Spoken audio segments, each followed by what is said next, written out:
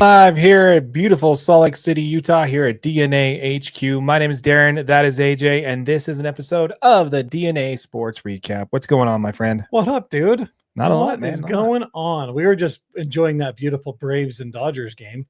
Yeah, off to a great start, let me tell you. For me. Yeah, it's great. It's going great. Everything's fine. Everything's fine. Everything's okay. Everything's just fine. And I'm over here like, it's happening. It's happening. And over here, watching my team commit error after error, and yeah, good times. Just really wanted the Padres to lose before the Dodgers do. So that's kind of my main focus of my aggression, but that's okay. We'll get through it together. It's okay. I'm here for you either way. I like it. Yeah. As long as we're not playing the Braves, then you're not correct. Yes. That's actually exactly how that works too. Very nice. Very nice. All right. Well, once again, folks, this is a live show. This is a live stream. So feel free to jump in the comments. Let us know where you're watching from. If you have opinions on what we're talking about, please feel free to jump in. We'd love to hear your take on things, because that's basically kind of the whole point of this whole thing of live streaming, is to hear from you guys and,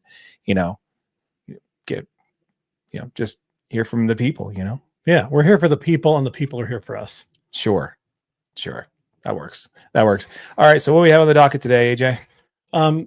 You just want to jump in intros? You could just talk about what we're doing today. Oh, yeah. So today we're going to talk some college football. University of Utah, and some Utah Jazz basketball. We're going to talk a little bit of Utah Hockey Club. Okay. And then we're going to jump in and touch on some major stories from Major League Baseball in week 1. Sounds good. All right. Once again, folks, feel free to jump in the comment if you're watching this on our live stream. If you are watching this on our live stream and you missed out on something that we talked about, please feel free to check out our recorded videos. And also, if you prefer this on audio, check us out wherever you get your podcasts. All right. Let's go ahead and jump into the podcast intro, shall we? Yes, sir. All right. Here we are. Hello, Internet. Welcome to the show. Thank you for joining us. Utah scores its first recruit in its 2026 recruiting class. Let's talk about him. In the Utah Hockey Club, is the rebuild on track? Let's break it down. And Isaiah Collier sets a rookie record that's been standing for quite a long time. Something we definitely got to talk about. In Major League Baseball, let's break down all the stories from their first week in this season. All that and more. My name is Darren. That is AJ. And this is the DNA Sports Recap. Roll the intro.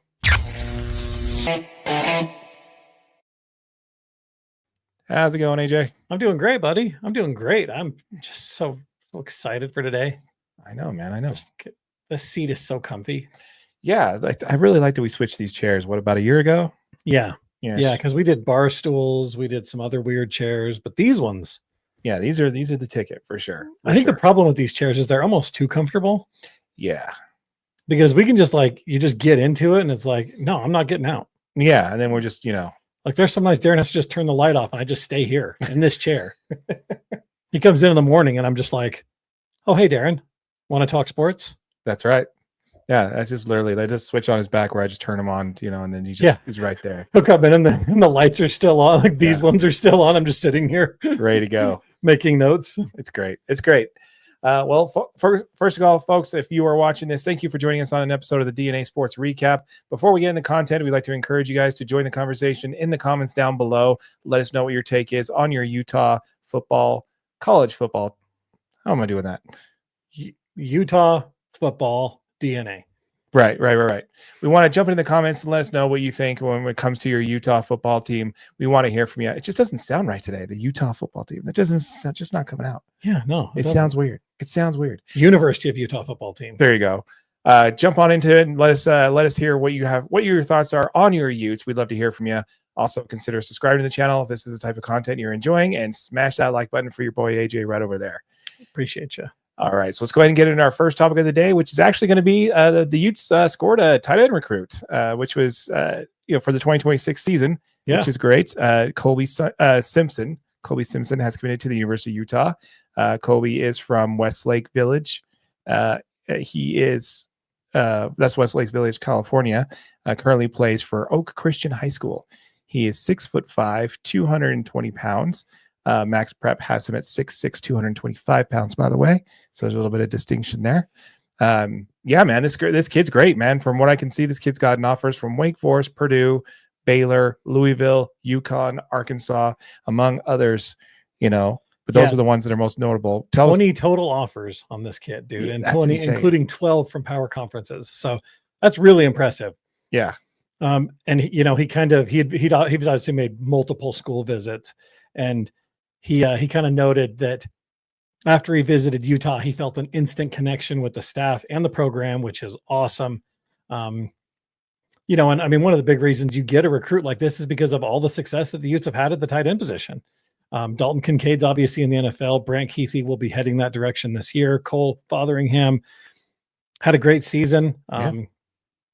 So when you're in that position, you see some of these big name players making it to the league, you're like, well, they're obviously doing something. And even with a revised or even with a revamped offensive coordinator and, offensive game plan, you're still going to have faith in the coaching staff to put talented players that are at their best in positions to be successful. And I mean, he did the right thing. He made the right decision. I think he did. We're not biased at all, but I think he made the right decision. Yeah, not biased at all. Yeah, man, you nailed it, man. With watching Dalton Kincaid out there dropping passes in the playoffs. Yeah, we love that. He's definitely showing a path to victory for this Utah football team and all the different talent from across the field, both sides of the ball that are making it to the league, man. So you absolutely love it. You absolutely love to see it. Just kidding, Kincaid. We're all here for you, man. Go Bills. I don't know what to say on following up on that. Didn't mean to dunk on Kincaid there. It's probably because you just said go Bills. Okay? Yeah, because he's with the Bills. I know, but still. Okay. Yeah, it didn't sound great coming out of my mouth for sure. You're like it hurt a little bit. Yeah, man. I mean, just on your comment there, like you said, it mentions his dream come true to commit to a dream come true to commit to Utah. The people were a big factor. Their staff is so great. So yeah, look forward to it, man. In this day and age with portals and people not committing and backing off of that, we'll see if he actually ever does suit up. But yeah, it's a great get for this team. And it's what I think the most important part about this is it's showing, even after coming after a losing season, how much of a reputation that this team has built in the P4 nation out there. That people are wanting to come here because they know the track record that this team has, and I think that speaks volumes for this team. It does, and I think it also speaks volumes for Jason Beck, right? And I mean, I think some of these players have seen his reputation. Obviously, he had a fantastic year last year at New Mexico, and he's getting players excited to come play offense for the University of Utah, which is a very nice change. Oh, for sure. Yeah, we're looking forward to it, man. If we got any comments, let us know what you think in the comments down below, folks. Give us your take on Colby Simpson, man. I know we didn't dive into a whole lot of stats. I looked into his high school stuff. Not a whole lot there to really kind of get into, but he's definitely had better 2023 season than he had a 2023-2024 season than he did in 24-25. Yeah, so far this year. So I think that's really where most people are, and that's probably where his eyes are at right now. So we'll get into more on that when we get closer to fall camp and see how that's going to go for sure. We got a couple of comments we want to jump into here real quick. We got one from Greg Hawkins. Looks like he says, I'm hearing vibes from the new offense are sky high. Yeah, just it's feeling that way too. Like every single thing you see on social media and every one of these places, it's just like, I feel like this offense has got so much confidence, and to finally close the Cam Rising chapter and move into the next chapter, it's like, wow, finally, it's like a sigh of relief, right? After so many seasons of all of the eggs in the Cam Rising basket. Yeah, and I honestly, when you were talking about that, the vibes coming from it on that, Greg, it's what I've been hearing a lot in the post practice interviews. You're hearing a lot about that, the energy, something that Kyle Whittingham mentioned, like we talked about last week. He mentioned so much in his early spring press availability is how much the energy and positive energy is going on with this team. And that's actually a great question there. Sorry, great point there, Greg. And your next comment here, in Dampier we trust.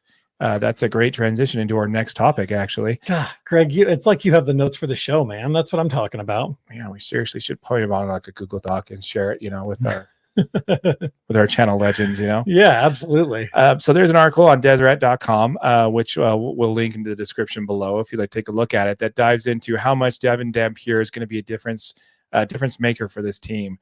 Typically, when a junior quarterback transfers to a new program, regardless of his previous success, there's going to be a bit of a learning curve. The players coming into a new offense, new playbook, new offensive coordinator, and all that kind of stuff, but Devin Dampier isn't going to have to go through any of that issue, is he?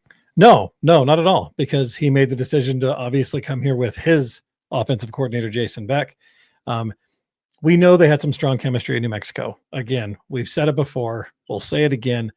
This was the number 4 rated offense in the country last year and averaged 484.2 yards of offense a game. Which is insane. It's insane. And the Utes have never seen production like that. Dampier obviously had a great last season. He threw for 2,768 yards. He rushed for 1,166 yards and 19 touchdowns. This guy is versatile. He's athletic. He plays with confidence. He's every single thing that the Utes haven't had in quarterback in a really long time, probably since, I would say, Tyler Huntley. You know what I mean? And obviously we had some really great years with Tyler Huntley. So, yeah, I mean, with we really struggled on offense last year. We obviously had and didn't have Cam Rising. That led us to 115 offensive ranking last year, which was really tough to watch. As a Utah fan, you were just like discombobulated. You know what I mean? Like the fact that we couldn't get anything going on offense ever. But now we have a quarterback coming into the system that it's very obvious this guy's prioritizing on and off field relationships. He's trying to continue to build this team unity. He's trying to make sure that these guys feel comfortable and they're ready to go to war for each other. This is exactly what we need in a quarterback. Oh, for sure. A few things I want to highlight in the article, and again, feel free to read it. We'll link it in the description below, is that Dampier was the engine that made Beck's quarterback run heavy, run pass option spread system, work, right? Yeah. Racking up 2,768 yards, 12 touchdowns through the air, 1,166 yards, 19 touchdowns on the ground. All impressive numbers. The article also did state that Devin Dampier does have room to improve. This is something I want to keep a close eye on, especially when it comes into fall camp there. His completed pass percentage is 57.9% last year, while also throwing 12 picks. Now, while that is a concern, I do think the improvement is there's going to be improvement simply just based on the fact that he's surrounded by a more talented offensive line with all of our return players coming back. Yeah. Complete return for our entire offensive line. And no offense to New Mexico, of course. I think that's just going to naturally correct itself based off of the fact that, he's going to be playing behind a little bit more talented offensive line. And you got some great offensive weapons around you too. And again, no offense to anybody on the New Mexico team, but Utah obviously does a little bit better job recruiting. We've got some guys that may be a little more talented as far as weapons that are going to be around him. That kind of stuff can help your completion percentage. Like you said, that offensive line is going to help him, stay clean in the pocket, make good throws down the field. This is exactly the situation that a quarterback like this, who is versatile, he is elusive, he's okay getting out of the pocket and, making reads and plays down the field. This is exactly the situation you want to step into, right? You've got a veteran offensive line, you've got weapons all over the field, and you've got an offensive coordinator that trusts everything in you to go out there, open up the playbook, get the ball up the field, and let's go score some points, and then let that Utah defense come on and be dominant. Yeah. I think this will be a great option because of how he extends plays and extends drives. It's a lot of comments what we were talking about when you were speaking about Devin last year. The first thing is that he's great at extending the plays. He's great at breaking tackles and extending plays, extending drives. I think that'll help this defense not be so exhausted so early in the season like they were last year. Yeah. So the article ends out with a great quote here from Dampier himself saying, "It feels like I mean something here."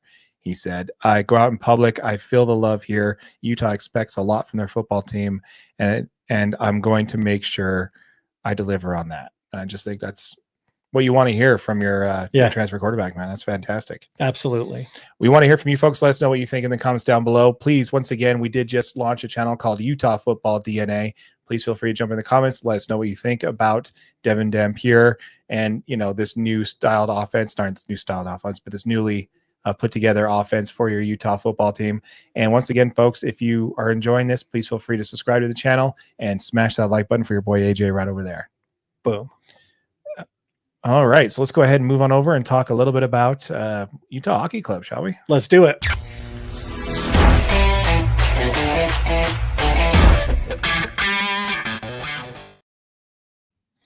All right, so the Utah Hockey Club, there's this article on KSL that says the rebuild process is on track, and we just want to discuss that for a bit with you guys. Now, that now while the team is kind of on the outside looking in, they're about 8 points out on the final wild card spot right now. The big picture is that this team has been in a rebuild for the last several years, and that rebuild is still on track. In 2021 to 2022, they had a total of 57 points, while the next season they racked up a total of 70 points. And even still, with a few games left to go, Utah is sitting at 80 points right now. So you're definitely seeing signs of improvement there, at least, right? Oh, absolutely. Yeah, no, I mean, that's huge. And I mean, really, this team has done this by kind of going draft first, right? I mean, they're building this core through the draft. They've got young stars like Logan Cooley and Dylan Gunther. And then they've also done a really good job bringing in some veteran guys and helping, additions to this team that with veteran guys that are going to continue to make improvements to this team. And then they've also got a really deep prospect pool that they can continue to pull out of and, help, send guys down to the Coyotes. Is that who it is? Coyotes. Yeah. Send guys down and let them get experience and then pull them up. We did battle some injuries this year. The Nick Schmaltz injury early really hurt us. Roadrunners. The Coyotes. Coyotes feels like a minor league team. Yeah, it felt like a minor league team, but that was actually just their NHL team. Well, they're playing in a college stadium. So. Yeah. I mean, it's close enough. Close enough. Yeah. So, but you know what I mean? Though, like the fact is they've got a great program. They're going to keep going. This team has such a bright future. I mean, I just, this was obviously my first season kind of watching NHL hockey and understanding the game, watching the point system and kind of watching it develop. But I feel really lucky as a Utah hockey fan to get to watch this team and, the growth that they've seen and, this explosion of Veggie and his great season that he's had and, 17 games in the net in a row. Like, it's just been a really cool season to be a Utah hockey fan. And it makes it even more excited for next year, even if we miss out on the playoffs this year. Yeah, I mean, I think you nailed it, man, because one of the key things that he was quoted on Armstrong said in this article is that you have to draft your core. And I think that they did exactly with that. I mean, Gunther is obviously leading the team in goals. Even though he missed like a month of play, he's still the team lead in goal scorer. Yeah. Cooley's doing great. You got Clayton Keller, who's, captained the team, and this team also did a lot of work prior to the trade deadline and went out and signed players that have been contributors to extensions. Alex Kerfoot, Ian Cole. You mentioned Karol Vejmelka, that he also was given a nice extension. Veggie, our guy. Yeah, absolutely. Getting an extension. So they're giving the extensions to players that I feel like they fit the best gel with this team. And, like you said, just the draft pool, the draft capital they have and the pool they have in the minors right now, with Tidge and all that stuff, our first draft prospect, he's going to be good. I just think that there's nothing but upside for this team going forward. Even if they, like you mentioned, even if they do miss the playoffs this year, I do feel like that for this team, it's going to be playoffs or bust next year. Yeah, absolutely. And I mean, the good news is they got $22 million in cap space, so they can extend some of these young guys. They can keep pursuing free agents. The future is only up for this team, and it's a really exciting time. Make sure you guys keep tuning into this hockey club, keep cheering for them. It's going to be excellent. Absolutely. Once again, folks, we did just launch a Utah Hockey DNA. This is a channel specifically for your Utah hockey content. All of our hockey content will be posted here, so be sure to check us out at Utah Hockey DNA. If you're watching this on our main channel, DNA Sports Recap, a link to this channel will be in the description below. Now, before we pivot on over, I want to talk about the developments in the practice facility. So yeah. This was something that's not necessarily in the news. I've actually tried to research it to see if I found any relevant articles in regards to this over the recent couple months.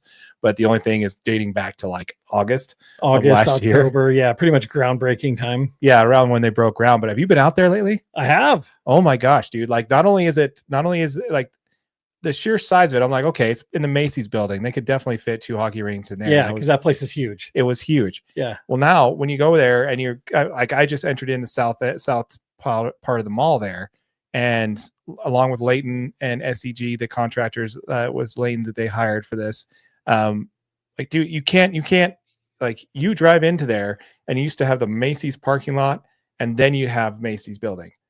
that building is taking up almost all of that parking lot. Yeah, it's like all the way to 106 now. Yeah, you drive in and then you split to either go towards Texas Roadhouse or go around the backside where the food court is. That building is literally right up against that road now. Yeah, it is insane of how big this structure is actually going to be. Yeah, and it's cool because it's going to house the whole UHC, like all of their staff and everything. That's going to be like their headquarters for the hockey club. Yeah, it's not just a practice facility; it's their HQ basically. Yeah, absolutely. And I don't know if I'm sure you read on all of it, but this is such a cool development because of the way that Ryan Smith did set this up, right? Like the community has access to this practice facility or will have access to it once it's completed. So when the team's not there using the ice, it'll be open for public ice time. They're going to schedule rec leagues on it. It's just such a cool thing that has been done to make this not just an asset to the hockey club, but to the community surrounding in Sandy as well. Yeah, I think it's awesome. There's going to be 2 full-sized ice rinks there. Yeah. For them to practice on. And the crazy thing about this is it's supposed to be ready by October of 2025, 2026. That doesn't surprise me a bit. I feel like they can build multi-million-dollar buildings in like 4 months now. It's crazy, man. Yeah. It's crazy how fast that's gone up and how much space it's taking up. And not only that, but also like how much they're putting into this, man. It's incredible. The facility is being built by Layton Construction with Babcock designing it. It was created as a design for the building. Like I mentioned, it will be open for them. Will be ready for this Utah Hockey Club going into the 2025-2026 season, which won't be their names at that time. So yeah, that's interesting. Yeah, crazy. Yeah. We got a couple comments here. Let's go ahead and jump into those. We actually have McKinley Cutler back in the channel, man. Great to hear from you, man. Absolutely. McKinley says the Jazz are continuing to tank, losing by 30 tonight. It's in the pooper for Cooper all the way. Absolutely, man. Love Absolutely. Nice for the Wizards. Nice. The Wizards won tonight by it's 1 game buffer now. Awesome. Well, we'd love to talk about that. Let's go ahead and jump into that. Before we do, let's go ahead and make sure once again, folks, that we want to remind you that this is Utah Hockey DNA. This is a channel specifically for your Utah Hockey Club. If you have not yet, smash that like button for your boy AJ over there. It makes him happy, man. It does. It's like angels. It hurts my soul when we don't have likes on our videos. It really does. Like, why don't you like it? That's what I want to know. If you're watching this on our full episode on DNA Sports Recap, a link to the channel will be in the description below. So be sure to check us out. Make sure you subscribe. Once this channel hits 1,000 subscribers, we'll be giving away one of those Utah Hockey Club jerseys. So be sure to check that out. Do it. All right. Let's go ahead and pivot on over and talk. What are you doing over there? Clicking buttons. Clicking buttons. Yeah, that's what I do. You're good. You're doing great. You're doing great. You're doing great. You're doing great, little buddy. Didn't go that far, but that's okay. Oh, okay. All right, so let's go ahead and pivot on over and talk a little bit about Utah Jazz basketball. Roll the intro.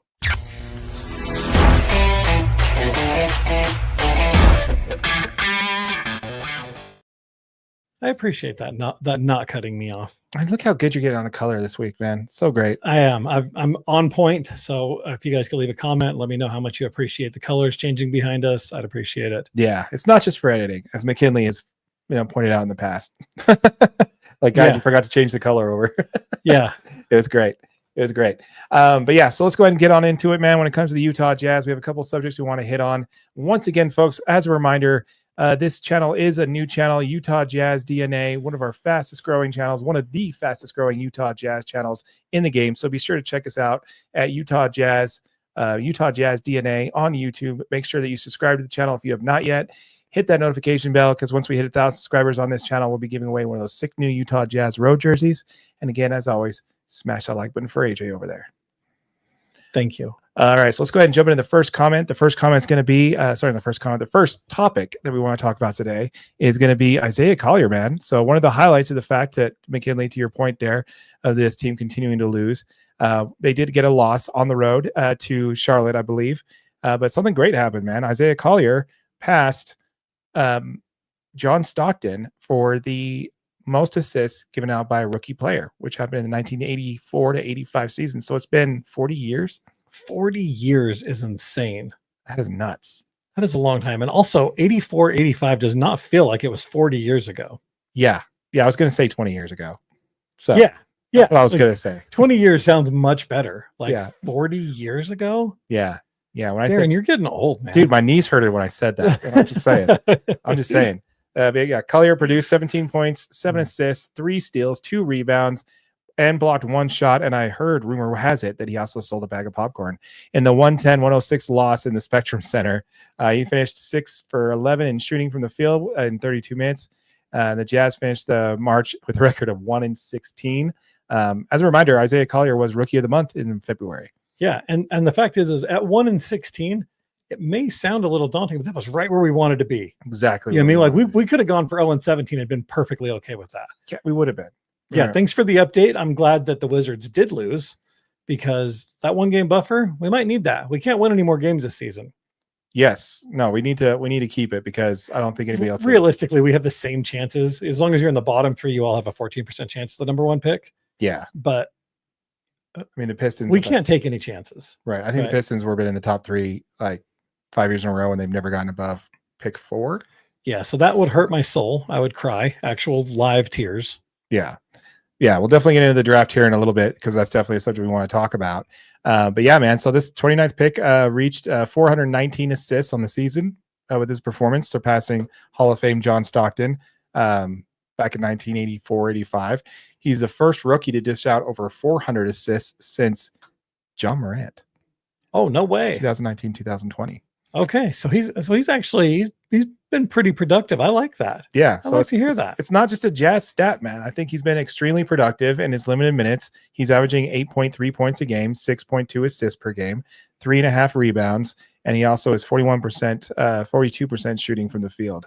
Yeah, man, I've really been impressed with him so far. I definitely think when we talked about him earlier, we kind of coined him the steal of the draft. We did, which is something we definitely want to get into, because I think we have an argument for that with a couple guys on this team this year. Yeah, I mean, he's totally kind of starting to look that way. And I think what is most impressive about this team and about this statistics, like very specifically, is this team's lost a lot of games this year. Yeah. And the only way you lose a lot of games is with really poor shooting. Imagine when you get him on the floor with players that can actually shoot the basketball. Oh, yeah. You know what I mean? Like when you get Laurie in there and you get Colin Sexton and you get guys back that can actually catch and shoot it, like Isaiah Collier could have another 400 assist season next year very easily. Oh, easily. Especially if he's starting point guard still. Yeah, which, I mean, he very well could be. I think a move for Keontae to that backup 2 role is probably imminent. Especially if you bring Colin Sexton back next year. So, I mean, there's room in this lineup for a player that is as aggressive, and he obviously has great vision on the floor. Isaiah Collier is he's doing all the right things. He got a chance to play. He came out there. He proved himself. Coach Hardy loves him. Obviously the fan base loves him. I mean, he's gotten a ton of, respect from a bunch of senior players that are, kind of around the NBA. So you just can't help but appreciate the effort this guy puts in night in and night out. Oh, man. You absolutely love to see it, man. You love to see it. Do you think he makes a NBA all-rookie team this year? I don't know if his shooting percentages are good enough for him to make all-rookie. Mm-hmm. But then again, I honestly don't know if the other players' shooting percentages are much better. I mean, that's kind of where I was sitting at. I'm like, I don't know if anybody's jumping out at me as a rookie guard this year that's just shooting lights out. Yeah. I think his stat line overall, with how many assists, rebounds, and what he's averaging as far as a full stat line, has been pretty impressive. Yeah. It's a shame though to think that this team, when it's competing, probably is not going to have him as the point guard. It's just a shame the rookie that broke the Stockton's rookie record is not going to be the guy who's going to be your long-term point guard for the future. But hey, we could be wrong. He still has a chance to prove it. We want to hear from you. Let us know what you think. Will Isaiah Collier be the point guard of the future? Chime in, guys. Let us know what you think. Absolutely. So we got a couple comments we want to hit here before we get to our next subject here. We've got a couple from McKinley Cutler. We've got this first one here that says, man, the Kings are terrible. Can't even beat the Wizards. Nice. We got Greg Hawkins jumping in. Jazz blown out by the Rockets. Can't wait to get this 4th pick. Greg, don't you dare even speak that into existence. Yeah, but that's like right on point. Don't. Yeah. You don't even support Greg in this. Okay, Darren? I don't want to support Greg in it. I'm just speaking to the historical accuracy of that statement. The Utah Jazz have never gone up in odds with the draft. Never. And they've only gone down, and they've held fast on their spot since the lottery pick about like less than 30% of the time. What we need is someone to call Adam Silver and be like, hey, you really owe us one. Put the envelope in the freezer like you did for the Knicks. Yeah, like we need it. Yeah, for sure. We definitely do. And I really think that this is going to be an option for the Jazz this year to really take advantage of it. You got 3 potential all-star players in the top of this draft. So yeah, it should be pretty easy for the Jazz to be happy with that. But yeah, I agree. But we want Cooper. Yeah. We also have another comment here from McKinley. Nah, man, knowing the Jazz luck, the league is going to rig it. I'm going down to 5. Guys, both of you. Oh, it's killing me. Probably true. We also have another comment here. It's also nice to see Flip above 40% from 3 for the year. Shooting is above 50% after the All-Star break. Yes, so that's the other player that we actually want to highlight as far as the steal of the draft, because he did slide to the second round for this team. Yeah. So that will be in a future episode. So be sure to tune in for that. Stay tuned for that for sure. We also have another comment here from McKinley saying, what's crazy about Stockton made that record by coming off the bench, playing way less minutes than Collier did. Yeah, that's a very good point. Yeah, absolutely. Because he didn't start. Who was playing in front of him? I can't remember. I wasn't alive. I wasn't alive in that season. So all right, rub it in, dude. Rub it in. Yeah, I was alive, but still, you were alive, so you should have that statistic in your head. I really should. Really should. Losing a lot of games, really poor shooting, and quote unquote injuries. Yeah, those air quotes, man, couldn't not be more on point there. It makes. Mine were air quotes. His were actual quotes because they were on the screen. Yes, I think. Thanks for pointing that out. Thanks for keeping me honest there. I got you, bro. I think he makes the all-rookie team. This draft class is truly terrible. Terrible. Yeah. Maybe him and Cody Williams both make it. Yep. Oh, you're right. You're right, McKinley. It was Ricky Green. Nice call. Thanks for bailing me out there for sure. But once again, folks, we want to hear from you. Let us know what your thoughts are when it comes to Isaiah Collier breaking the Jazz record. We want to hear from you. Let us know what your thoughts are in the comments down below. Before we move on to that, we want to talk about the draft, because we did mention this. Now, there is an article on SI.com about the Jazz, particularly potentially picking up Walter Clayton Jr. This article is about the 6'3", 195-pound senior coming out of Florida. He's averaging 19.8 points per game while shooting 46% for the floor, 45.3% from 3 range. ESPN has his stats a little bit lower than what SI had at 44.5 from the floor and 18.8 points, respectfully. So there's some mismatches on stats there. But how do you miss that?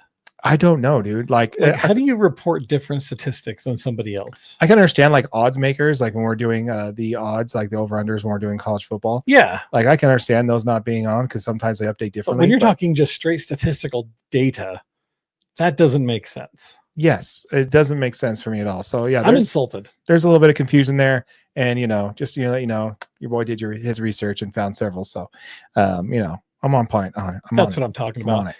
And just so you know, this guy is a stud. He's he's been compared to like Steph Curry. That's like kind of what they brought up in this article, right? He's just got known for clutch shooting. He's very humble.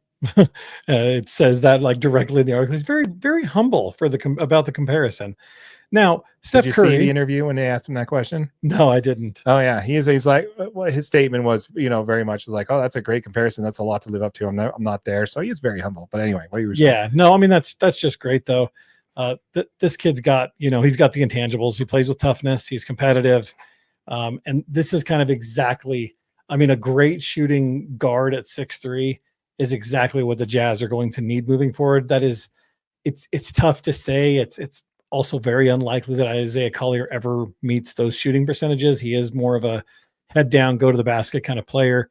Obviously has a great assist percentage, but Walter Clayton Jr. also has a career 22.8% assist percentage. So he can also facilitate, he moves well without the ball in his hands. This guy's just a great fit. I mean, he really would be a great fit. I know you dislike anybody that's under like 6'7" as a point guard. So I want to hear your thoughts on do the Jazz need a 6'3" point guard, even if he can shoot? No, we don't. We have plenty of people that are under 6'5" on this team. We don't need another. Unless you're planning on Isaiah Collier not working out, we don't need to bring in a senior who is obviously at his height that he's going to be. Like he's not growing anymore. Like when you're a senior in college, you're at your height. You're not getting any taller. Probably playing some of your best ball. Probably playing some of your best ball. Well, coming into your best ball anyway. Yeah. He does have a chance to improve. But while he is improving his draft stock based off his performance in the tournament, most scouts are picking him to slide down to Utah in the second round because nobody likes to pick older players. Like that's their main reason. Look at Dalton Connect though. That kid moved way up. I mean, it was like 8 years that he played for college basketball, and then he ended up at Tennessee for a couple of years. And I mean, Dalton Connect was a player we both were okay with the Jazz taking. Still mad they obviously ended up being a pretty good pickup for the Lakers. Yeah, still mad they didn't. But I kind of like our picks too. Yeah, but I mean, some of these senior players do end up being, like exactly what you thought they were going to be in the NBA because they do have NBA ready bodies. They have played enough and seen enough. Now, do their games always translate to the NBA? Obviously not. But I think that some players' games do translate immediately. Yeah, I think that would be the only reason why the Jazz would give this guy a look. It's a transition point guard. Why Isaiah Collier is the point guard for this team as we, build into the future. Yeah, he would be a great backup point guard or a secondary to that, just because he's basically the same player. He's the same height, a little bit smaller on build, much better shooter, which is always helpful. But I don't know, man. I just not a big fan of drafting. If he's not playing the point guard, which he'd have to play the point guard. Because he's already shorter than Colin Sexton. Like he's already shorter than him. He's shorter than KG3, but he's taller than Isaiah Collier, by like an inch. So I'm kind of like, we just don't need more short guards. We just don't. There's just not a spot for that. 6'3" is now a short guard. It is in the NBA. In this NBA, yeah, it is. I'm correct me if I'm wrong in the chat on that one, but yeah. We don't need another one. But honestly, I was looking up a few mock drafts, and they all pretty much matched up similarly to this one that Yahoo Sports did. They have Orlando picking up in the 25th pick, which is, I believe, the last pick in the first round. So my guess 30th. is... Oh, so there's 30 picks. 30 picks, yeah. Okay, so there you go. Very late, yeah. Yeah, so they got him picking 25th in the first round from Orlando. So my guess is that he's probably not going to be there by the second round for Utah, but I could be wrong. Well, Utah should have a late first. Well, according to this, they're not going to pick that because of different reasons. They're going after a backup big, I think, according to this article, down that far. But honestly, the most important thing about this Yahoo Sports article and the other two that were saying it, all three of them have Utah Jazz getting the number 1 pick, by the way. One can only hope, right? Just everyone, if you have a chance, just make sure that we sacrifice to the basketball gods. Just know we need this. Look at me. We need this. Just to have him find out the Jazz have the number 1 pick, and then he just says, "Nope, going back to Duke." I don't think he would do that though. I think I could see it happening the other way. I could see Cooper Flag saying, "Okay, if Utah doesn't have the number 1 pick, I know he will go back to Duke." I know he doesn't want to go with the Wizards, and I know he doesn't want to go Charlotte. Like you want to go be the LaMelo Ball circus flag. I don't know, man. That kid can ball. Oh, LaMelo Ball's fantastic, but LaMelo Ball also comes with. I mean, he's fantastic. I actually really like LaMelo Ball as a player. I think the organization is just an absolute trash show. You know what I mean? Like they've really struggled. They've had number 1 picks. They've had these great players, and they don't do anything. No, I think I agree. They're the Charlotte's the Sacramento Kings of the East, man. They just kind of fall into that category. Yeah, for me, not quite as bad, but you get my point there. Yeah. But yeah, I'm super excited with it. I think as far as all the 3 teams, with the exception of potentially San Antonio, which has a 10% chance of getting the number 1 overall pick, which by the way, that would just kill me, man. They get the number 1 pick last year, get Wemby. They get the number 1 pick this year, get Coop. I might stop watching the NBA. We'd have to stop reporting on the NBA. Like that would just be done. And if the Jazz don't get the number 1 pick, I might just freak out. I don't understand why a small market team is continuing to be, having the luck. Everything. Yeah. And that's another thing. I hear this all the time. Like, oh, the reason why Utah is, not in the third year of a rebuild or the third year of a teardown, is the first year of the rebuild, is because Coach Hardy is just too good of a coach. They're winning too many games. Like, excuse me, who coaches the San Antonio Spurs? Correct. Yeah. It's just, one of the greatest head coaches of all time, arguably the greatest head coach of all time. Yeah. And if he can lose enough to land Wemby and potentially land Cooper and, do this for the third time in a row. Have faith. You know, like seriously, it's not the fact that he's winning too much. I'm sorry. Like it's just, there was just the worst argument. Like, oh, our coach is too good. He wins too much. He's too good. Yeah, I hate that. We got Jonathan Blazer saying that next week he's actually going to be off during the show. So that's fantastic, man. Hopefully you're not doing anything with large machinery or anything like that and getting in trouble while you're working. That would be very bad. Yeah. So appreciate you joining for the show, man. Appreciate it. Got another comment here from McKinley Cutler saying, I'm hoping the Wolves lose in the play-in, so the pick falls into their pick falls in the lottery, which would make it a Jazz pick. So, which would be awesome. I think it's top 3 protected though, right? McKinley, correct me if I'm wrong, or top 5 protected, something like that. Which we don't have to worry about that because they're not going to be a bottom 5 team. Let's see here. Asked on their track records for for ruining number 1 picks. The Wizards, Pelicans, and Hornets are nightmare teams for young players. Absolutely. And, you know, this team has a very good track record of being a competitive team to get yourself into the playoffs when you have talent on it. So the Jazz? Yeah. So. Exactly. And the fact is that the Jazz have a great core of players. We're obviously a couple players away from being a competitive, full-blown, and it's really tough as a Jazz fan because it's not that long removed. We were the best team in the NBA. Oh, yeah. Yeah. But I'd argue it was the Jazz's worst chance to win a title was the year that they had the best record. Yeah. They just simply weren't playing for each other anymore, at least a few players on the team anyway. They were just ridiculously talented. And they were great. I mean, they had a great coach and they were ridiculously talented, and there just wasn't much you could do to beat them. But the Wolves pick is unprotected. Ooh, that's interesting. That'd be great. Can you imagine? No, it's still not going to help us because they're not going to be a bottom 5 team. Well, it doesn't matter if you get 2 picks in the lottery. I mean, yeah, in the top. Well, it's not going to be lottery. It's going to be in the first round. Well, he said that if they fall, they could fall into the lottery, is what he was saying. So he says says right here that hoping that the Wolves lose and lose in the play-in, so that pick falls into the lottery. So if they lose in the play-in, I don't know. Do you get a lottery pick if you're losing the play-in tournament? I mean, you just have to be one of the bottom 15 teams. So technically, yeah, I guess. Yeah, man, good catch there, McKinley. Good catch for sure.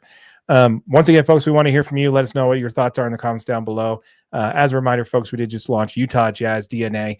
If you have not yet subscribed to the channel, once we hit 1,000 subscribers, we're giving away one of those Utah Jazz road jerseys, those mountain road jerseys, those cool black ones. So once this channel hits 1,000 subscribers, please, we'll be giving that away. So make sure you're subscribed to the channel. Hit that notification bell so you don't miss on that giveaway. Smash it. And smash that like button for sure. Again, one of the fastest growing YouTube channels on your Utah Jazz. So make sure that you're along for the ride there for sure. Yes. All right, man. Let's go ahead and let's see here. We got a couple more comments we need to hit here. Let's see. I think the protection, the only one that is your protected. Water bottle is in a terrible place. It really is. It is the one for the 2029 season. Let's see here. We also have McKinley Cutler saying also the Lakers pick in 2027 is a pick that's trash now because the Mavs gifted. Yeah, dude, do not get me started on that. That's right along with the whole. Don't do it. This episode will go like 45 more minutes if we have to get into the Mavs gifting Luka. Yeah, or the fact that Donovan signed with the Cavs and kind of just screwed us. Made those draft Thanks, picks. Donovan. You couldn't have just left him, gone to New York. Yeah, I would have gone to Brooklyn, man. Imagine playing with that team. I think he could have gone to the Knicks. I don't give a shit. Go anywhere but he doesn't stay in Cleveland. Knicks. I don't care. Go anywhere but Cleveland. I need them picks. Like, hook us up. I don't know, man. I think where the Jazz are just done with picks now, man. I think it's time to start taking these first round picks or late first round and start doing. They need to start taking these picks and moving them to get assets now. Yeah, like we're starting. Yeah, especially if we get Cooper this year, we got to start turning that corner, rounding it a little bit. Yeah, and say, okay, let's start building the basketball team again, rather than let's start trade a bunch of young assets and draft picks for the number 1 pick next year. And there you go. Yeah, everybody. We'll trade everybody for the number 1 pick. Yeah, so there we go. We're all over it. We also have another comment there. It says the trickier ever falls. Appreciate it. Sounds good. Sounds great. All right, man. You ready to pivot on over and talking a little bit about Major League Baseball? Always. You weren't even ready. I'm sorry, dude. Just the way you went. Always. It's great. That's what I'm here for. All Comic relief. That's literally it. All right, let's talk baseball.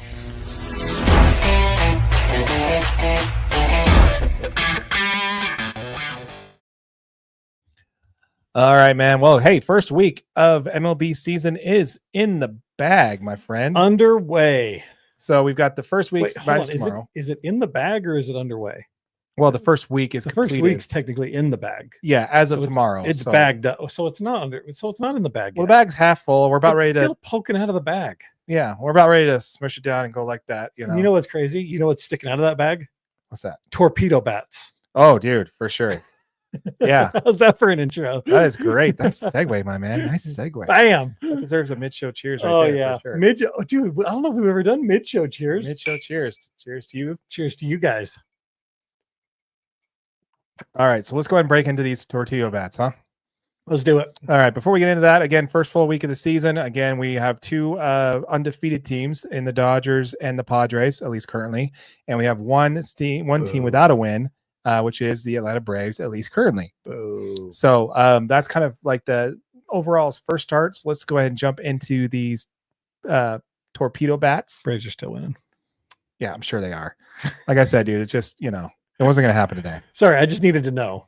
It wasn't going to happen today. Because we got one team that doesn't have a win yet. Thanks, Darren. Thanks. You think I don't know that? I like it. Let's see here. We got a comment here. It's like finally, it's fine. They tuned down those Cavs picks into the 2031 Phoenix pick. Oh, that's true. Yeah, they did move some of those. Right. That makes sense. And we can convert that one too. And their team is a dumpster fire. Very true. Very, very true. We love dumpsters. Yeah, so let's go ahead. Fires. And fires. Everything's fine. But let's go ahead and jump into it. Let's first talk about the Torpedo Bats, man. So you want to break the story down? Yeah. So the New York Yankees introduced a very strange looking bat in their first games of the season. It is a new design that looks very non-traditional, and they just absolutely exploded and hit like 46 and a half home runs in the first game. How do you hit a half home run? Well, it was like, it's like they hit it far enough, but they didn't count it because they're like, you're obviously cheating when you're going to beat somebody 20-9 or whatever that score was. Okay. I didn't have all those stats in front of me, but so the big question came on these is, are these bats even legal? Mm-hmm. Right? Because they look crazy. They are crazy. The Yankees offense explodes. Turns out bats are legal. It does conform to MLB's Rule 3.02, which states the bat shall be a smooth, round stick, not more than 2.61 inches in diameter at the thickest part, and not more than 42 inches in length. What are your thoughts on these stupid-ass torpedo bats, Darren? Well, to your point there, I think this is a nothing burger to me, man. Big nothing burger? This is absolutely nothing burger. All it is what they're doing is the point behind these bats was originally designed in last year. I disagree because a nothing burger is actually just a nothing. Yeah, I think it's just a nothing. But I have to eat it? No. Because you said it's a burger and I love burgers. So if I have a chance to eat any kind of burger, even if it's a nothing burger, I'm going to eat it. Okay. The comedy relief is getting off the rails here a little early. But when it comes to the torpedo bats, man, all they're doing is they're taking the most weight, basically the sweet spot of the bat and moving it further down. This bat was originally designed by an MIT physicist who basically just wanted to find a way to get the sweet spot of the bat down the bat where Anthony Volpe was hitting it the most often. He was constantly getting jammed in. So like, you know what? Let's just move the thickness of the bat down there and, make the end of the bat less girthy, basically. Yeah. And so that way we're not going over the weight of the bat and just moving it to where it's going to be good for you. So you're moving the unnecessary weight from the end, redistributes it closer to the hands. Obviously, it increases barrel speed. Bat speed, yeah. Bat speed. And you've got, obviously pitchers throwing with higher velocity than they ever have in Major League Baseball history. So that's going to help you. Yeah. And but the reason why I think this is a nothing burger is, first of all, the Yankees weren't the first team to use this. Actually, Cody Bellinger did try it with the Cubs last year, and the Red Sox were using it in spring training this year as well. There also are the Twins somebody on the Twins is using them. I can't remember the name of the player that's using it on the Twins, but half the Dodgers ordered these bats just to see what they're like, especially Max Muncy, who could not find a hit for his life. He could definitely use one of them. But when it comes to these bats, man, the reason why I say it's a nothing burger is this just another change, man. The only reason why this is a story is because of how many runs the Yankees put up in the first couple of games against the Milwaukee Brewers. That's the only reason why this is a story. this is just another change to to a baseball bat that's been constantly changed over the last 20, 30 years. I mean, do you remember that when the axe handle was a thing? Oh, absolutely. Like that's like even Mookie Betts still uses the axe handle. There's also like the huge knob. Have you seen people use that, like the bigger knob on the bottom to help with bat speed and weight distribution?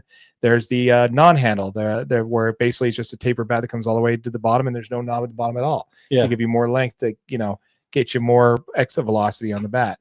So this is just another change to a bat that people just haven't noticed because it's been more obvious when a team like the Yankees are basically using these bats and they're doing well with them, which, the best hitter, all those home runs they're hitting, most of them are coming from Aaron Judge, who isn't using the bat.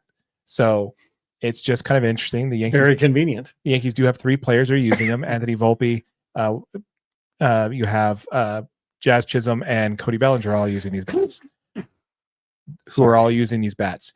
And so it's not really that big a deal. Now, are the bats within the rules? Absolutely. It's underneath their fairness and stuff like that. It does seem like other teams are starting to embrace it. Like Ellie De La Cruz for the Reds are using it, and he just hit a bomb, just center field bomb and was 3 for 4 that day. A lot of this could just be simply the whole mental aspect of it, Yeah, absolutely. I mean, this is part of a mental game for sure. And I think it's funny because I think you absolutely nailed it. And as far as if 3 or 4 of any other team was using this bat, even if they had the offensive explosion, I don't think it's as big of a deal. But the fact is it was the Yankees. Right. And they scored 20 runs in a game. 9 home runs. Yeah. I mean, so it kind of just put the spotlight on the game. It put a spotlight on the bat. It turned it into this whole ordeal that it probably didn't need to be. I mean, like you said, the bats have been around, they've been used, but it is very interesting. It's definitely something we got to keep an eye on because I think we'll probably see more players utilizing this bat as the season goes through. And, if we see a huge jump, it'll probably turn into some sort of a trend because if you can get your bat around faster, like I mentioned before, with the velocity the pitchers are throwing at, you're going to use any single advantage you can get, especially if you've got a sweeter sweet spot and you got a chance of putting the ball in play. Yeah. And the barrel is just thicker on that part than what the standard bat is for most people that are using. So it's helping them with the impact. It's helping them with solid contact. It's helping with bat speed.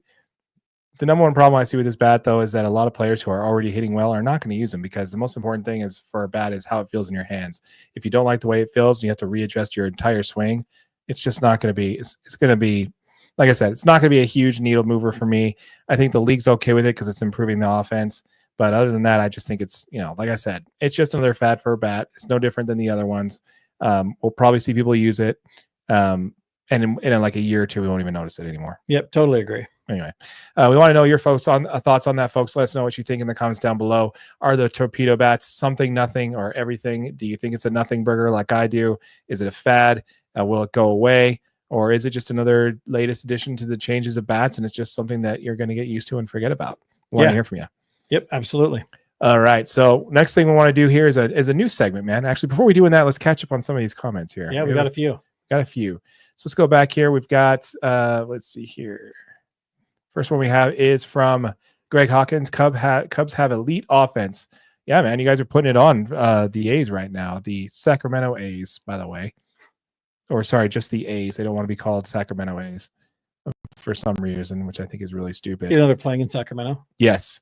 Braves beat the Dodgers today. Cheers. I don't think the game's over yet. No. But I do know. In the bottom of the 6th, 5-3. Yeah. Right this minute. How'd you guys get out of that bases loaded, no outs? How'd you guys get it? Not score a run there?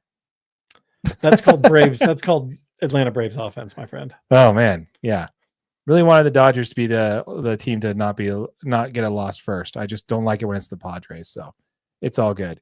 But yeah, so we also have another comment here from John. April Fool's Day. April Fool's Day. I tricked you. Totally did, man. That's great. Thanks. So you have a JK there. I bet you it was part of the lead offense for the Cubs. Actually, you guys have come on it quite a little bit now. Your record is what, 5-3 right now? I believe, if I'm right on that. 5-4, 10 runs today, man, which is awesome. Especially what's his name? Tyler Hendricks, or not Tyler Hendricks? Who'd you guys just get from the Trastros. Taylor, remind me. You got me. Greg knows better than I do. Yeah. Anyway, he's starting to hit. He's got like 4 home runs so far, or 3 home runs, something like that. So it's pretty cool. Pretty cool. So it's like, say here, it's in the 6th, April Fool's, a day late. Yes. Everything's a day late, $1 short. I like the Torpedo Bats. Of course you do, Greg. I love it. I love it. Your cuz were trying it out first, so of course you're going to like it. He's like, yeah, bring on the Torpedo Bats. But no, I don't mind them. I think that they're just going to be another bat alternative. It's not a big deal. Teams are using them. They're going to continue to use them because for what I'm seeing, they're going to give, like you said here, more offense, which is always awesome. We also have a comment here from Greg. Bases loaded, 1 out for the Braves batting. And they didn't come through on that one. Wow. They could not capitalize. Thanks, Greg. Appreciate the update on that. Happy Christmas. Great. Appreciate it. Thanks, Jonathan. So appreciate that. Now, what we want to do is we want to get into a new subject here called the quick pitch. Now, this is basically what we're doing for this segment is we're going to be hitting a couple of subjects, spending a couple minutes on them, but basically just kind of breaking down the week in baseball as it was and hitting some of the stories. So let's first talk about the first one, which is going to be Robbie Ray's meltdown. Did you see this? Absolutely. Yeah, absolutely. Sorry, could not find it on my notes. I knew that I had looked it up. I just couldn't actually find it.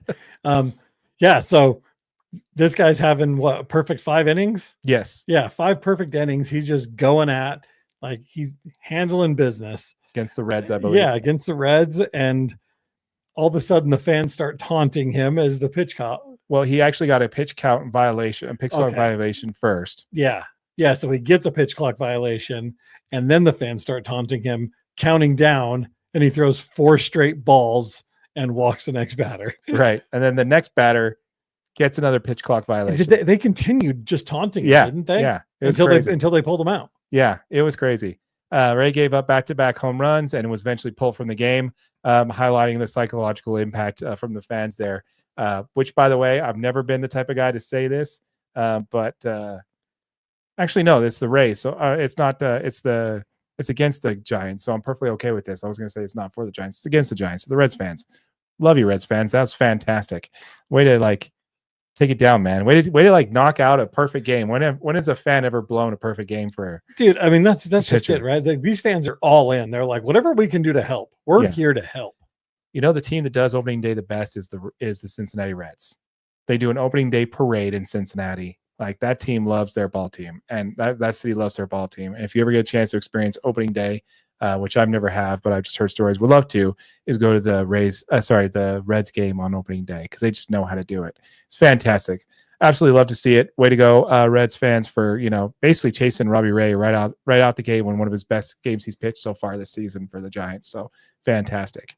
Next we have is we actually have the Jurickson Profar. Now, do you want to break this one down? No, you can break it down. Okay, so it came out earlier this week that Jurickson Profar tested positive for HCG, which is a banned substance, which is, for anybody who isn't in the know, this is a masking substance or a recovery substance for those who are taking steroids. It's a way for them to catch people who are, you test for this substance because the only reason why you would take this is to cover the use of steroids. So he received an 80-game suspension. Not only on top of that, he'll also miss any postseason games. If the Braves were to make it to the playoffs, he would also not be able to participate in that. For everybody's claiming that he did not knowingly take this substance. Obviously, the team has expressed disappointment and supports the MLB drug prevention program. This is your team, man. This is hitting you right where it hurts. Tell me about what you think about Jurickson Profar's suspension. I mean, yeah, you nailed it. It hits right where it hurts. This was the biggest offseason acquisition that the Braves made. We brought Jurickson in to, obviously get his bat going. He's a solid defensive player, and we needed him to continue to push this team.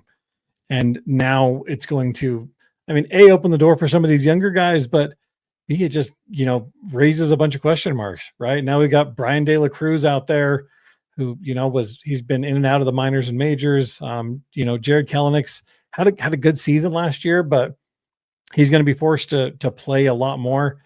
And the biggest highlight is now we're missing at Holland, still waiting for Ronald Acuna Jr. to come back. He's still probably out another 45 days. So it kills us, man. I mean, this just really hurts. It sucks to see a guy that, the Braves spent some money on to go out and make a trade and make an acquisition and go get this guy. I think it's time we start investigating the Padres, man.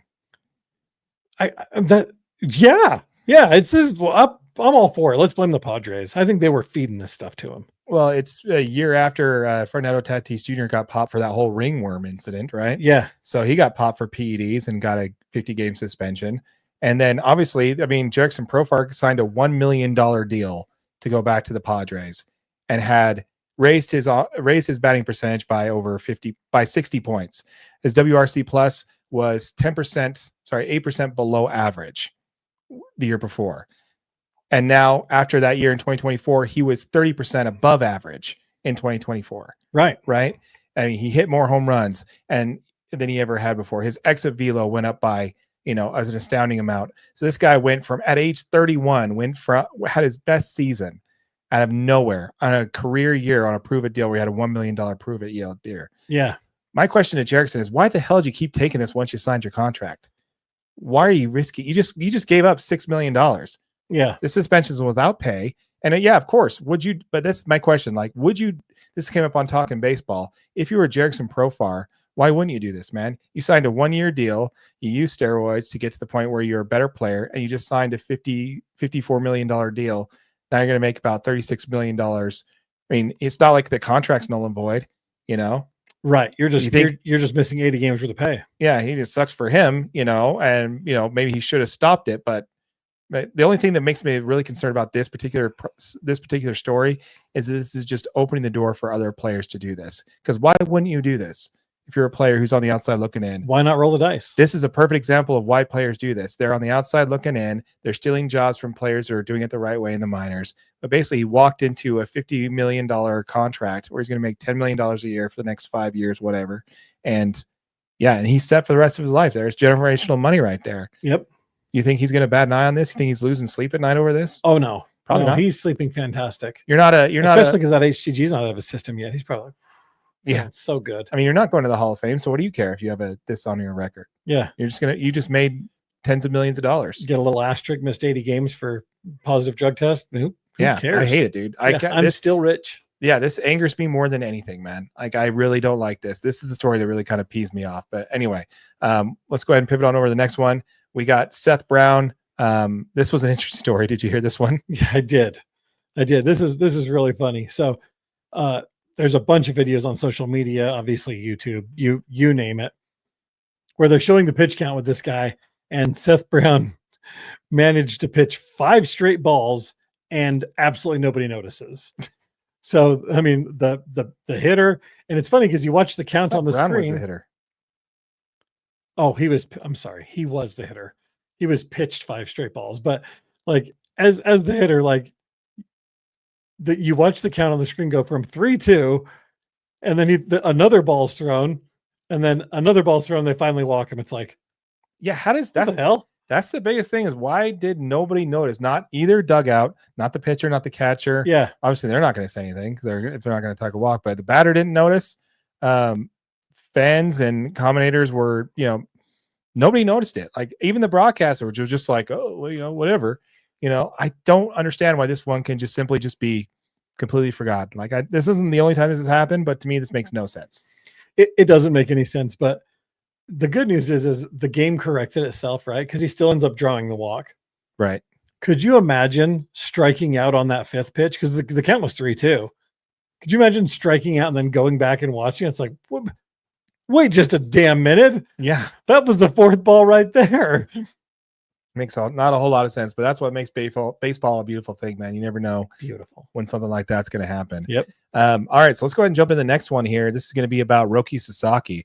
So Roki Sasaki had a rough start. He was struggling in his home debut with the Dodgers, only lasted 1.5 innings, gave up 2 runs and 2 earned runs, which isn't that bad, but in an inning and a half, it is pretty bad. And he also had too many walks there. Did you see this story at all? I did. This is so Roki, like you said, has a rough start. He goes out there. They end up pulling him out after 1 2/3. His stuff wasn't there. He was really struggling. Goes back to the dugout. Couple of shots on him, after he's come out. and it appears that there's like tears in his eyes, like he's been crying. And, obviously we're America, and we think that anybody crying is just weak, and what's going on with this guy, like everyone has rough games. But that's not actually the case, because you were telling me, you go into it, right, about the culture in Japan. Well, yeah, to answer your first place, it was Tom Hanks that said there's no crying in baseball. Yeah, absolutely. So there's that's where that one's run. But yeah, so he's visibly upset with tears in his eyes. A lot of people are questioning whether or not he's ready for the big leagues or not. But this is not uncommon for Japanese players. This is more of a cultural thing than you would actually think. Right. So there's something called the Summer Koshin, which is a high school tournament in Japan, where you commonly see players and managers crying after losses.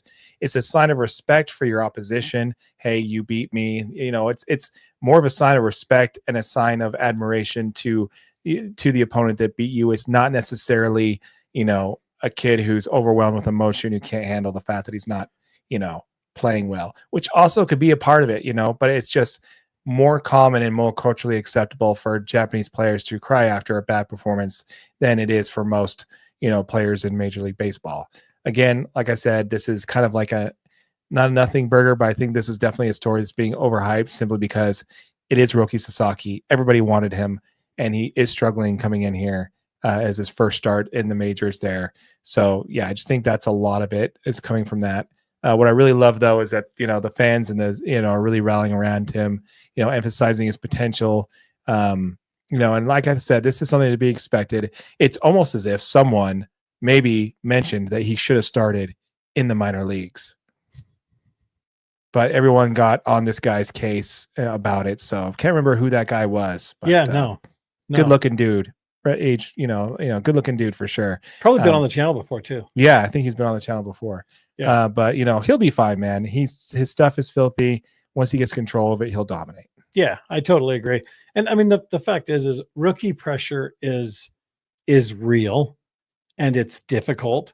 And the fact is you're now coming into, you're not in Japan anymore, right? Like, this is the best baseball league in the world with the most talented hitters. You're not going to sneak pitches by people. Like, these guys have the best eyes in the world for searching things out. If you throw them and you make a mistake, they're going to make you pay. That's what they get paid for. Right. So this is really tough, but it gives Roki an opportunity to respond to the next one. Right. I think that's probably the best part about this situation is it makes you more excited to see him get on the mound next time. How does he respond? Again, this isn't an emotional thing. This wasn't him actually breaking down. This is him showing respect. Let him get it back on the mound. The best part for this kid is the Dodgers are loaded with pitchers. They can afford to put him out there and have a poor performance and still go out there and win a ball game. So Roki's in a prime situation because he can go out there and he can struggle through and get used to throwing to major league hitters. And you're not hurting your team, because the Dodgers will just reload you with 86 Cy Young winners directly out of the bullpen. I like it, man. I like it. But yeah, we want to hear from you folks. Let us know what your thoughts are in the comments down below on any of these quick pitch items that we talked about today. We'd love to hear from you on your comments in regards to that. So let us know what you think about any of the subjects we talked about. Before we get out of here, there's a few things that are new that just came up today that I wanted to kind of cover before we get out of here. There's a couple of extensions that were made in the first week of baseball. Have you seen these? No. So Christian Campbell, the Boston Red Sox, received an 8-year contract extension worth $60 million. There's a club option for 2033 and 2034. Campbell actually made his Major League Baseball debut on opening day.